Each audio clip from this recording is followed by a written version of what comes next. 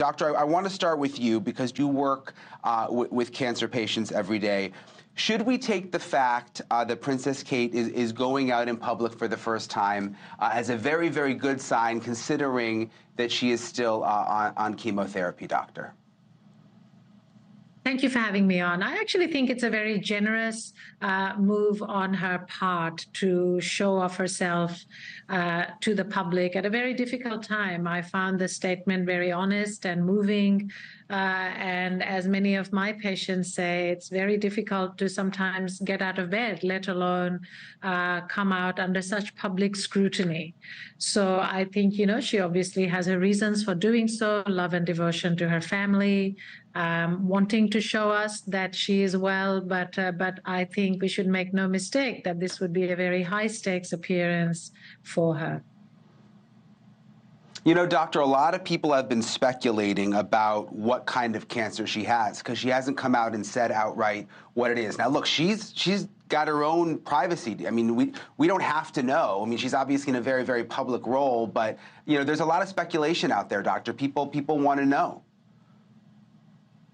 And I think, and I've said this before, I think it's particularly unhelpful to her and to other cancer patients who may be reminded about the speculation about their illness. My general sense is that when people are ready, they tell us what they feel we need to know. And I think we should respect her privacy because the speculation is endless, right? If one person speculates about her diagnosis and what sort of treatment she's having, then that leads to other speculation. And I think it's just unhelpful. It's unhelpful to her recovery. And I don't think that it adds anything to our ability to help other people who are going through a process which is grueling enough as it is.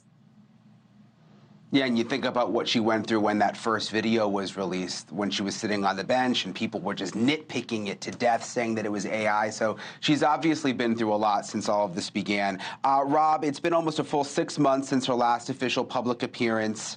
Do you think that this has been planned for a while in terms of her coming out tomorrow? Was this part of a bigger plan, or was it a last-minute decision based on what you know? No, this was not last minute at all. We actually had rumours about this a couple of weeks ago. There were some rumours bubbling up in London that she might indeed attend tomorrow. What I'm told is that two different plans were made. A plan to have Kate there and a plan in case she wasn't able to make it. And they literally didn't decide which plan they were going to go with until today, when Kate herself made the decision. She's not being pushed into this. The king is not demanding that she go. Her husband's not bullying her. This was Kate's decision, and she's decided she wants to be there tomorrow, and everybody is thrilled that they're going to get to see Kate.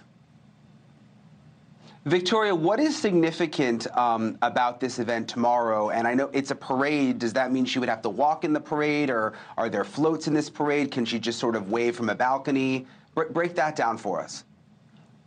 There are a number of different components to Trooping the Colour. It's marked the official sovereign's birthday since 1748 in the reign of King George II. And at its core, it is a military parade, dripping in pomp and pageantry. But it's a very special occasion, and it is a set-piece event for members of the royal family. This really is a firm fixture in the diary. And really, the day is an opportunity for the Household Division, which is made up of the Foot Guards, the Household Cavalry, and the King's Troop Royal Horse Artillery, an opportunity to pay tribute to their Commander-in-Chief, in this case, King Charles III.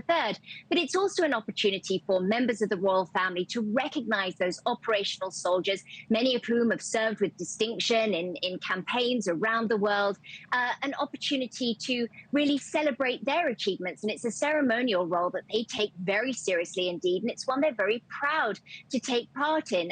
Tomorrow, it's the turn of the Irish Guards. The regiments take it in turns each year to troop their colour. And I think it's particularly poignant that the Princess of Wales will be there to watch the parade because she is Colonel of the Irish Guards. It's a role she took up last year. So I think the reason she's going to be there is on the one hand, yes, it's about paying tribute to the king. It's also a safe environment in which for her to dip her toe back into public life. But at her core, yes, she's a future queen, but she is a family girl. Family means everything to her. And so it's really going to be special to see her on the balcony alongside the king and the queen, but also riding in a carriage along the Mall with her 3 children, who are always a crowd pleaser. So we're hoping that she is indeed going to be feeling well enough to attend tomorrow, but at the moment, all signs point to her being there. Hey, thank you for watching. Please go to newsnationnow.com, newsnationnow.com, and you can find NewsNation on your television provider. And don't forget to click the red subscribe button down below. Then you will get more of NewsNation's fact-driven coverage.